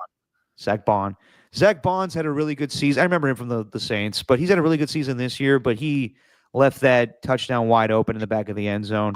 Just really bad breakdowns of coverage. So I'm not really worried about the Eagles there, and that's a good win for the Commanders, who will probably make the playoffs now. I'm glad. And I think that game, I think there's the two takeaways that I had from that one. One is just the idea that the Giants are so stupid that they let go of Saquon Barkley. I mean, as if that hasn't been thought of this year, but it just continues to be more and more stupid with the way Saquon played in that game. And the Commanders are the team to look at when it's like, you got a head coach, you got a quarterback, and everything changes. And also you need, other guys to step up. Like Louvu has absolutely stepped up this year. And among others, Frankie Louvu, who they lost along that defensive line. I mean, they lost everybody. So the Commanders, I think, are like a template for any teams that are maybe feeling, like they're kind of lost. I mean, that's kind of the main takeaway that I had from that game. Other than that, it was just a lot of fun. Obviously, you mentioned it. Devontae Smith dropping the pass is the reason the Eagles lost. I love how Devontae Smith handled that after the game. Dude, one of the best post-game press conferences I've seen in a long time. He was like, "I just dropped it. I mean, Yeah. I'm not gonna wake up in the middle of the night because I dropped the ball. I just need to drop it. I just need to catch it next time." I love the line that he said, and he's just like, "Look, man, I made all the hard catches. I dropped the easiest one, and it happened to cost us the game. Charge it to the game. On to the next one. Yep. Charge it to the game. That's badass." It is, and I guarantee you he won't drop another pass like that. No. I had him on my bench in fantasy too, so that's good. Did you end up watching any of the Saturday games? Yeah, caught a little bit of, or not a little bit. I caught most of Texans Chiefs, and obviously what happened with Tank Dell and seeing Stroud react the way that he did. That was terrible. I think that might be. I hate saying this prematurely, but that might be career ending for him. Maybe. Yeah. I mean, he tore his ACL a year ago, tore it again, and dislocated his knee. That's tough for a speedy wide receiver. Yep. But Chiefs are rolling, man. Chiefs are rolling. I mean, they did this last year. They fooled everyone. They played like crap. And I know that you had a little health scare with Mahomes, but he seemed fine. Yeah. It looks like the Chiefs are poised to make another Super Bowl run here and go 3-peat. But I don't want to be premature about it. But, like, God, they just know how to win. Yeah, I mean, the biggest takeaway I had was the Texans are going to be really, they win the AFC South, but it's going to be an early exit for them in the playoffs, I think. Yeah. The Chiefs was awesome on the call. Say that. Yeah, Noah was great. Well, I think he's calling the Netflix game too with either Greg Olsen or JJ Watt. Nice. I hear you on the Chiefs. Is there any way? Like I was talking about this with my little brother yesterday. We were watching games. I mean, the Steelers-Ravens game was interesting for a little bit of time, but then Russell Wilson threw that really bad pick six. Yeah. And Lamar Jackson threw a bad pick prior to that too. I don't think either of them could stop the Chiefs or the Bills. And the Bills kind of had a lackluster game against the Patriots. They won the game 24-21, but they won that game basically because Drake May threw a backwards pass that was recovered for a fumble in the end zone. Do the Bills have enough to overthrow the Chiefs this year? No. I don't think so. Really? I mean, I'd like to say yes because it's Josh Allen he literally is playing like Superman right now. I know we had that Joe Burrow touchdown pass where he looks like he was Superman there, where he's like, parallel to the ground. But that was something yesterday. God, man, it's just the Chiefs just keep winning, dude, and they keep scraping by. And I just it's not to say that the Bills don't have the manpower or the roster, the depth that can help beat the Chiefs. But God, it's just Patrick Mahomes and Andy Reid just keep winning. I know, but I'm holding out hope that the Steelers can beat the Chiefs and the Broncos could beat the Chiefs, and then the Bills get the number 1 seed. But that seems slim to none. Yeah, dude, like there's something I heard on the broadcast, and maybe this is just apropos of nothing. It's just a non sequitur, and maybe I'm reading too deep into it. But when Noah Eagle's talking about this story, it was after Noah Gray got a reception. Fellow Noah. It was after Noah Gray got a reception, and then he said, they were talking to Mahomes in the pregame meeting or whatever. And Mahomes said that he noticed when going back and watching film of last season that he had a lot of those Travis Kelce targets. He had Noah Gray wide open. So he needs to get him more involved. And he talked about this obsession with watching film over the summer. How many quarterbacks are like that, where they will spend their offseason obsessing over watching film? I don't know how many are really like that. Like Mahomes, I mean, there's quite a few, I'm sure, but I think like Mahomes is just so football obsessive to the point where it's almost sick. It's like this guy, there's a reason this guy keeps winning. I mean, or am I making too much of that? Yeah, it might be, because I think a lot of guys care about like stuff like that. But like you and I were commenting, like Josh Allen seems to be playing a lot of golf in the offseason, huh? But I do think that we didn't say that. We went so far as to say, damn, he's really dropping in play. He's declining. He really needs to stop golfing and stop focusing on golf and focus more on football. Well, he was doing the challenge or whatever the hell it was, the match with him and Aaron Rodgers, and I was like, yeah, you just lost the AFC Championship or whatever. You lost in the playoffs. Like, shouldn't you be focusing on film more? Right. But I hear you on Mahomes being dedicated. I do think there's a possibility the Bills could go into Arrowhead this year and win. Maybe because I just want them to, but I don't know. If the Chiefs lock up the number 1 seed again, fuck. It's see, like AJ, Chiefs are gonna get got. They're getting lucky more than they're good. The refs can't save them forever. I don't know about that, man. I think that's what you hope. I think that's what you're hoping. I don't know if that's true. Yeah, I agree with that. I think that I don't know. I think the only team that could beat the Chiefs are the Bills. I think that's the only team. If they go to the Super Bowl, then maybe the Lions or maybe the Eagles. But right now in the AFC, I think the Bills are the only team that can beat the Chiefs. We are talking about them in the same way that we talked about the Patriots those years back. Yeah. Where they're done this year, and then they just kept on going. Oh, speaking of the Bills, Derek. Yeah. Hey, look at Sean McDermott. Really growing. Let's see. About to use an airplane flying analogy, but I'll stay away from that.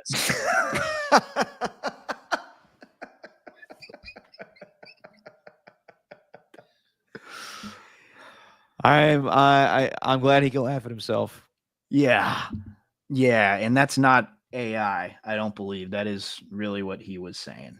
And for those who may not know the context of that, he did last year. He did a 9/11. No, it wasn't last year. It was years ago. It was years ago. It just resurfaced again. Oh, that's right. Yes, he made a reference to how we need to stick together as a group of men, like Al Qaeda. his team was like, Coach, you're losing me with this reference here. Good Lord. And he was like, well, you know what I mean, though. You know what I mean. Yeah. You're like, no, I don't.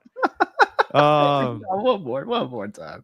One more time. Listen to him think. Yeah. I love that he ponders this. Let's see. About to use an airplane flying analogy, but I'll stay away from that. So no. Life is all about learning. Yeah, you live and you learn, baby.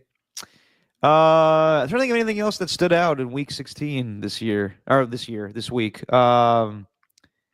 No, everything else was kind of a blowout game. Nothing really crazy. Yeah, I mean, nothing besides, I mean, obviously we had the Thursday night game. We didn't really get a chance to talk about that. There was the Thursday night game where the Chargers just crushed the Broncos. We talked a little bit about the Falcons. Oh yeah, real quick. Michael Penix. I mean, bad interception. Not on his fault. It was 100% Kyle Pitts just freaking out in the end zone there. Yeah, Michael Penix didn't throw a touchdown pass in this game. Didn't do anything to lose the game for the Falcons. They won the game 34-7. Let's be real. Kirk Cousins could have won this game with Drew Lock throwing two pick sixes. Yeah. Also, one of them shouldn't really count. Or wait, no, never mind. Sorry, the other one shouldn't count with Kyle Pitts. Yes, I agree with that one. The Thursday night game last week was, that was a great victory. Did you know about the free kick play? I didn't know that was the rule. I remember that from the only reason I know that was because my first season at NFL Network, there was a game that was going to halftime between the Bucks and Panthers. It was in London, and it was a game where Jameis Winston threw a shit ton of interceptions, and someone called for the free kick play right as the half ended, and the producer of that highlight was freaking out because he'd never seen anything like that before, so he needed the stats people and the history people that worked at NFL Network to explain what the rule was so he could explain it to Chris Rose, whoever was doing the highlight. So, yeah, when you call a fair catch and there's no time remaining before a half or any time, actually, you can call for a free kick. And I think that's what turned the game around. Cameron Dicker kicking that 57-yard field goal, and then the Chargers went crazy offensively in the second half. Really good win. Even better locker room celebration.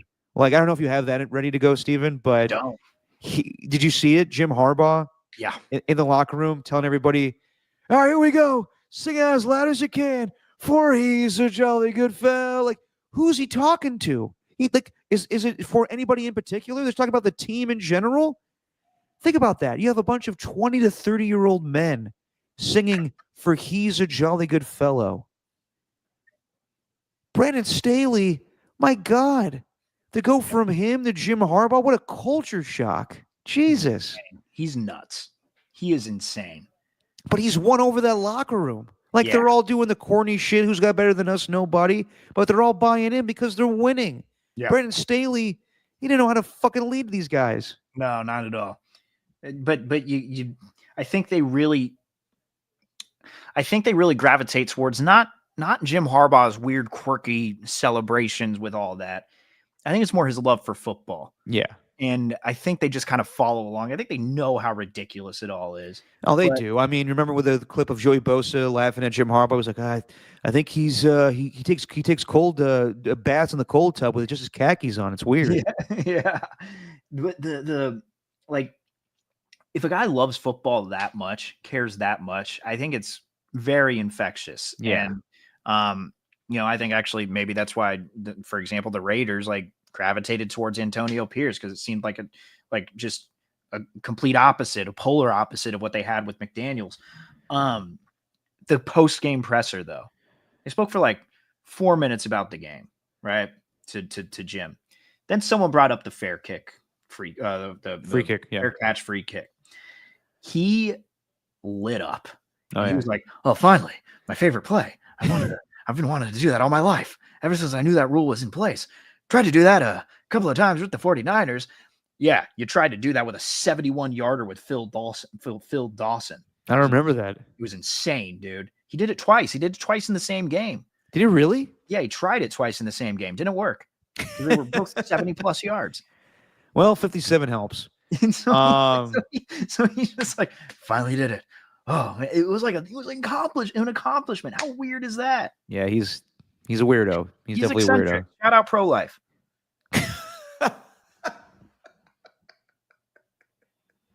He had to throw that one in there? I can't help it. You know what? And he's a gem. Did you see who he was talking to before the game? Larry David. Larry fucking David. Yeah. Yeah. That's a fucking episode where I could see her right now. Like if they continue Curb Your Enthusiasm, he's like, Jim, what's with the khakis? Khakis every day? Yeah. I love the khakis, Larry. I just wear them every day. Maybe you don't wear the khakis. I I could see like where it's like Justin Herbert telling like Larry David, like, hey, could you mind telling him not to wear the khakis? It's kind of weird. By the way, Herbert's pregame speech to everybody in the like, or not everybody in the locker room, but everybody on the field, like he's gotten that guy to be lively and be a leader, and it's hilarious. That clip where he's telling everybody like, let's get up, let's get for this game. And one guy's like laughing at Herbert because obviously he's never like really rallied the troops before. He's like, I don't know what the fuck you're laughing about, but let's go. I haven't seen that one. It's pretty good. So yeah, that's week 16 in the NFL. Should we pick some Christmas Day games? All right, let's do it. So I lost. I accepted the loss. Packers won 34-0. First shutout of this season, by the way. All right, so we got some Wednesday Christmas Day games. Chiefs at Steelers. Chiefs are favored by 3, over under 43.5. It's a tough one, but I'm going to lay the points with the Chiefs and give me the over. Don't have a pen in front of me. I'm going to go with against my better judgment, I'm going to go with the Steelers to win this game, and I will go under on the 43.5. How about that? And then we got the Baltimore Ravens playing against the Houston Texans. Baltimore's 5.5-point favorites, over under 46.5. Glad the NFL really went out on a limb thinking of which matchups they need on the that Saturday game before Christmas and the one they actually have on Christmas. They're just they need to do this so the same teams from Saturday can play Wednesday. That makes sense. Mariah Carey, I think, was performing in this one, or is it the Chiefs Steelers? I can't remember. It is Beyonce is performing in Houston. Oh, okay, gotcha. Give me the Ravens. What was the point spread again? You got -5.5. -5.5. Yeah, give me the Ravens. Lay the points with them without Tank Dell. I just don't see it happening, and the Ravens need to keep on winning here. But I'll take the over. I will take the Ravens to cover, but give me the under on a short week. And then lastly, we got a Thursday night game right after that. The Seahawks at the Bears. Seahawks are 3.5-point favorites, over under 43.5. Yeah, I'll lay the points for the Seahawks, and I'll just take the over for shits and giggles. Yeah. You know what? God. Can't believe I'm doing this. Give me the Bears. Give me the Bears. Take the under. I'm taking the Bears way too much this year. I care about you, Derek. Don't do that to yourself. Well, in the end, why do you care? I'm just doing hot sauce. Because I care about your well-being. Well, that was a bad one. I'll learn not to go to the top of the bottle anymore. Yeah, fuck it. Give me the Bears. They need one win before the season ends. All right. All right. Before we get out of here, let's talk a little bit about the Warriors. They are currently, I don't have them. I'm stuck on the ABC postgame show right now. Yeah. I'm waiting for the score to pop up. 92-91 with about 8:15 left in the fourth. All right, and Jonathan Kuminga looks like he's having a fairly good game. 16 points. Unless everybody else is just shooting poorly. Yeah, low scoring game. Curry 2 for 7 from 3, 2 for 9 from the floor. Yeah, not a great offensive output tonight. But they won the game last Saturday against the Minnesota Timberwolves. And Steve Kerr, even though they won the game, Steph Curry, basically, they had a 21-point lead, and Steph just went off in the fourth quarter, pulled the win out of his ass. And in the post game, Steve Kerr was very honest about how the younger players on this team need to move the ball, and more specifically, move the ball into Steph's hands. Pass the ball to Steph. He's the main guy on this team. And there was a weird thing with Brandon Pajemski in the post game where he was like, "I don't think, I just play," and he had to. Sounds like my brother talking about life. What does that mean? He's just like, I don't think, dude. I just do things. All right, fair enough. Pajemski. That's a call out. Yeah, it seems like it. And then Pajemski had to walk that back a little bit. Yeah, and had like a Instagram statement. Yeah, like, well, I don't know what that was just weird. He was just like, of course you have to, I have too much respect for Steph Curry to kind of act like whatever, right. We all just, give the ball to Steph. But he explained himself. Jonathan Kuminga, I don't fucking know what's going on there. I think we all do know what's going on there. He sent out a IG post where it's his his jersey and him doing the peace sign. I think it's only a matter of time before they trade Jonathan Kuminga, and he's not starting. Kyle Anderson got the start ahead of him even tonight. They went back to Schroeder in the starting lineup. Well, Schroeder was already in the starting lineup, but Draymond Green was healthy. So, yeah, I think it's only a matter of time before they potentially pull the trigger on this Jimmy Butler deal and trade Kuminga and possibly Wiggins. I just wonder, because I'm seeing a lot of going against Steve Kerr on this whole thing about how he ruined Jonathan Kuminga. Oh, stop it. The drafting and developing. I just wonder, what did you want Steve Kerr to develop him into? That's what I would ask those people. Like, are you talking 30 points per game kind of guy? Like, what type of player did you want him to develop in? Like, sometimes we got to look at the player. I know he was drafted 7th overall in 2021, and a lot should be expected of that pick. And you should maybe not center everything around him, but what did you expect? Like, at the end of the day, Kuminga's good, but he's not great. And he's not great enough to give a max contract extension to. Do you think that he could have been developed into a great player? I don't know. Look at the amount of threes that are being shot right now. It's like, this wouldn't work in Steve Kerr's offense. Look at every offense. It's run exactly like the Warriors. Maybe the Grizzlies, because a lot of their offense is predicated now, instead of on-ball screens, a lot of it is just spreading the floor, spacing everything open, and you create space that way. Maybe that offense would work. But in case you didn't know, Steve Kerr's system is what a lot of the league has replicated. So what the hell do you think Jonathan Kuminga would do on another team? Probably be a 16 points per game scorer that's going to get 30 minutes a night, give you some solid defense, unless he has to pick up a full 90 feet on the court. I just don't. I get really frustrated when it comes to the discourse around Jonathan Kuminga. And I'm not trying to diss him, but it's like doing it at Steve Kerr's expense, I just think is super unfair. I agree 100% because I think Jonathan Kuminga could be a really good player in this league, but he doesn't fit on the Golden State Warriors. The Golden State Warriors have always been about ball movement, and that's what Steve Kerr was stressing the other night with his young players.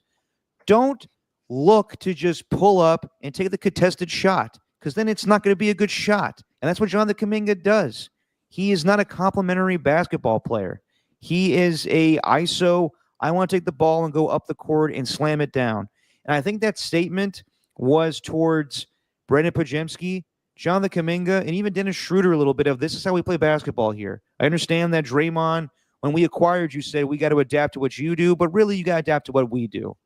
So, like it or not, the Warriors are going to be the same team that they were when they won the 4 championships. They're going to move the ball. And if Jonathan Kuminga can't do that, then he's not going to be here. So I understand people saying, like, Jonathan Kuminga has all this talent. He does, and it may be on Bob Myers for drafting him, but his type of skill set does not really translate to what the Warriors do. So, yeah, I think it's only a matter of time before they trade him. And he's tremendous athletically. There's no denying he just doesn't fit. He just doesn't fit like that. But it's hard, man. Like, I don't know. I really wonder what you expect Steve Kerr to do at this point. Like, at some point you got to look at the player. Like, what's with all these like workout videos in the summer where it's like you'll see him post like a 1.5-minute compilation of sessions in the gym, then everyone goes, Kuminga about to drop 30 points per game this year. Well, that's your fault for digging yourself into that hole and thinking that you're going to get that from him this year. It's not going to be possible. And Steve Kerr's not going to turn him into that kind of player. Yeah, but at the same time, is that going to be good for the rest of the team if Jonathan Kuminga scores 30 points a game? I don't know. That's what Jordan Poole wanted, and they're not doing shit with the Wizards right now. He's going off, or he was at the beginning of the season. I haven't heard from him since. Yeah, he's back to being Shaq and Jordan. Yeah. Like, that's the best thing I ever saw, and I know that this kind of ruined their relationship, but the best thing I ever saw Steve Kerr do was in that Western Conference Finals where he was mic'd up to Kevin Durant, where he said, look, there was a game with Michael Jordan where he was taking all the shots and he was doing a fantastic job, but we weren't spreading the ball around and we weren't winning. Then he was telling Kevin, you got to move the ball around. And he was mad that audio got out there and it looked like Kevin Durant wanted no part of him. And I even go back to Kevin Durant not wanting to play complimentary basketball or move the ball, and he wanted to play ISO ball. But Kevin Durant could get away with that Jonathan Kuminga can't. And he's a way better player than Patrick McCaw, but damn, does he have Patrick McCaw tendencies where he thinks he's the best player on the court. So I think it's only a matter of time.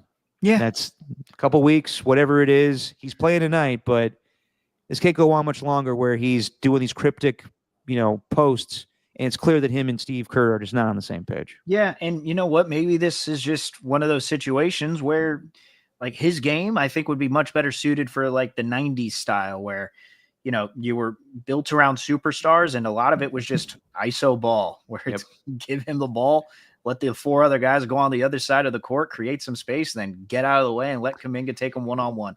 I think that would really translate, but in this era, I don't really see it translating.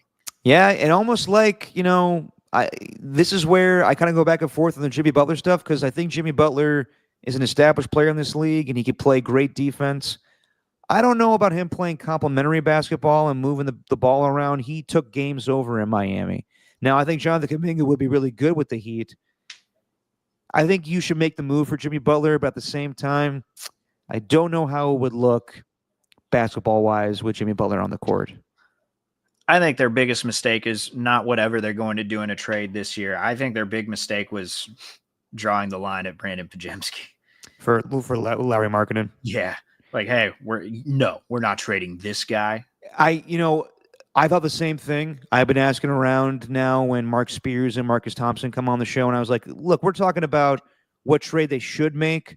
Are we not focusing on the trade they should have made? And Marcus Thompson stopped me and said, look, I hear what you're saying. They were willing to deal Brandon Pajemski. They were willing to deal Moses Moody. They were willing to deal Jonathan Kuminga. At the end of the day, Danny H came back and said, what else you got? And they ran options. Gotcha. Okay. All right. Yeah. Okay. Well, wow. Some false reporting there from someone else then saying that Pajemski was the one who. I know. I asked Mark Spears the same thing, and he believes that they could have had him. Marcus Thompson believes otherwise. Ah. Yeah. Interesting. Drama. All right, Steven. Anything else you want to bring up before we have our last show before Christmas? Yeah. Just what does ESPN think they're going to get with Shannon Sharpe on First Take? Dude's a Hall of Famer. He's built like a Greek statue. And this dude also is not used to people actually, taking jabs at him in a fairly serious way. And for him to go at Kirk Herbstreit and Chris Fowler like that, just because they made some passing comment about how you spoke negatively about Ohio State on First Take, like, sorry, you said it. Like, you said it, and then they reiterated what you said, maybe embarrassed you a little bit, but just to go on First Take and act like this is a promotional event for a UFC fight. Like, come on. You see that? Oh, I did. I thought Stephen A. played it pretty well by having fun with it. Shannon Sharpe looked like he wanted to kick Chris Fowler and Kirk Herbstreit's ass. He did. And I thought that was too much, where it's like, you understand your acquired taste for people. Like, the real broadcasters are not always going to want to go with your show. So I'm sure that Kirk Herbstreit and Chris Fowler think that First Take is a joke. And they weren't like calling him out, but they were like, man, what are they going to say tomorrow on First Take? Do they have to like be overly supportive of that show? It's a hard show to get behind. It really is. And I think it's really a show that's kind of defined their network and has defined where they're at in this day and age, where it's so weird, man. A lot of people, obviously the ratings say people love it, but then every time I see people talk about it, it's nothing but negativity around that show and what it brings to sports media. I agree with you. I would love if Michael Wilbon ever said anything critical about First Take. You think Shannon Sharpe's clapping back at him like that? I know, right? And believe me, Michael Wilbon is good friends with Stephen A. Smith, but I have never seen Michael Wilbon go on First Take and deal with any of the bullshit they talk about. Right. Because it's about them. It's not about the sports. They're not celebrating it. It's about their opinions. It's about Stephen A. It's about the personalities. It's not about the actual sports. Yeah, I'm with you on that one. Steven, what's on the agenda for Christmas? The old agenda, we are going to Jesse's dad's house. Now, technically my father-in-law. We are going to his house tomorrow, celebrating with the fam. And then on Christmas Day, it's just us two. My mom's in England, so we don't have to go over to Livermore to celebrate with her like we usually do. And we might just chill here, maybe go see a movie or something. We're actually going to pick up some Chinese food just because cook all the time. And since it's just both of us here, not going to do like a fancy roast or anything.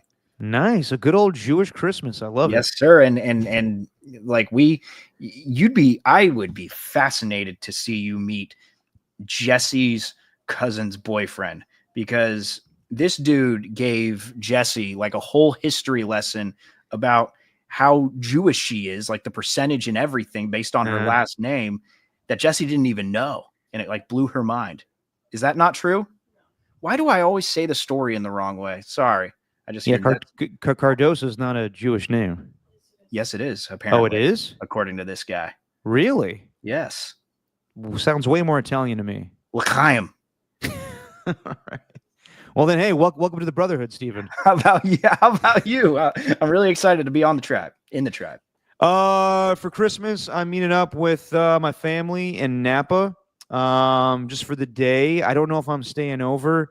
I need your help on this one. I'm doing a show tomorrow with as I said, Tim Webb and Walter Icabalseta. Mm-hmm. And by the way, check out Walter's podcast, Passion for the Pastime. He's doing a great job on that. Nice. But I am doing a show with Greg Silver, the Nepo Hour, the Nepo 2 hours. We're going to do a show on the day after Christmas from 2:30 to 4:30. And then on Friday, I'm doing it from home, either in Napa or here. But I got to do the morning show from 6 a.m. to 9 p.m. Or not, Jesus, that'd be terrible. 6 a.m. to 9 a.m. 3 hours of... I've never done a radio. I've never done a morning shift in radio before. You've never done a morning shift? I think I think of. Wow. No, I've never worked on the. Well, I want to say I helped Cody in Vegas with the morning show one time, so I probably was up early then. But no, I mean, let alone produce a morning show, to host a morning show that early in the morning. Oof, I don't know how. And I don't drink coffee, so I wonder how I'm gonna get through that one. Well, the advice that I'd give to you is none, because I'm also on the air too. Listen on the 15s and 45s from 6 to 9 on KCBS. Oh, so we're going up against each other? Yeah. Hell yeah! All right. You know what? I'll be so delusional. I'll just shout you out like half the time. I'll be like, sorry if you were just listening to that one station where this dude is just trotting on and on about. Yeah, no, I can see myself right now being like, Greg Silver, I don't know what the hell you're talking about. Listen to Steven on the 15s and 35s. 45s, Derek. Well, whatever. I will be just losing it at that point. Dude, just honestly, wake up and do it. Once you start talking, like, that's when the motor gets going. Then by the time you're going to be tired in the final half hour of the show. Yeah. But after that, just remember you got an entire day to yourself, and you just spoke on the radio and you got paid for it. So just be thankful. That's a good way to look at it. All right, everybody. That's how I've looked at it, man. I've worked in morning since I was like 19 or 20 years old. I know. You've done the real dirty work of the radio business, Stephen. Yeah. All right, everybody. See that beautiful face of Cody Elias and John Curley. Oh yeah, never a waste. Get you going. Who needs Folgers in their cup when you got John Curley in your cup? I don't know what the hell that means. Agreed. All right, everybody. Have a Merry Christmas, a Happy Hanukkah the day after, and a Happy Kwanzaa the same day, I believe, of Hanukkah. We will see you guys on Friday. Once I'm done with that morning show, Steve and I will do a show in the afternoon-ish. We'll figure it out. We'll let you guys know what time we're going to go live on Friday, because we got 3 more games on Saturday, and then the full slate on Sunday. So everybody have a great Merry Christmas. To everybody in the chat tonight, Ernie1, Ernie2, AJ Cruz, Otis Bird is the word, Pat H, who wants Kyle Shanahan fired. You're insane, my man. Tacky, our guy Alon, who will join us soon for a Raiders roundtable. Hopefully Spadoni can too. Jesse, fake me. I think that's it. Why are you shadowboxing, Steven? I don't know, man. I'm just hyped. It's Christmas time. All right. What, you got any movies you haven't watched yet? We haven't watched Home Alone. Or Home Alone 2. I watched the beginning of Jack Frost the other night. I was like, man, they're really going for like the late '90s like musician of Michael Keaton, where he's got the bleached hair and the earring in. Yeah. I haven't. I don't think I've watched that one since Dad died. That's brutal. Okay, fair enough. Fair enough. Way to bring it down. Way to bring Sorry. it down. No, dude. We haven't watched that one. We haven't really watched Christmas Vacation because Jesse's not like a huge fan of that. Really? Yeah, That's I a mean, classic. she watched it for the first time last year, and I think that's more of like a nostalgia one because it. Yeah, you definitely got to grow up with that one. Yeah, when you don't understand, when you haven't watched it, and you don't really understand the National Lampoon scope of movies, like I could see why she wouldn't be a big fan of it. What? You told me you don't like it. Well, there's nothing like growing up as a young boy and you watch that movie with your family, and then you steal the VCR later on and you pause the Melikaniki Maka scene. It's a good scene. It's a great scene. All right, everybody. Have a Merry Christmas. We'll see you guys on Friday. Steven, say what you always say. It is just our opinion, man. I pledge allegiance to the flag. Is that what the grandma said in Christmas Vacation? Yes, it was. Okay. Just our opinion, man.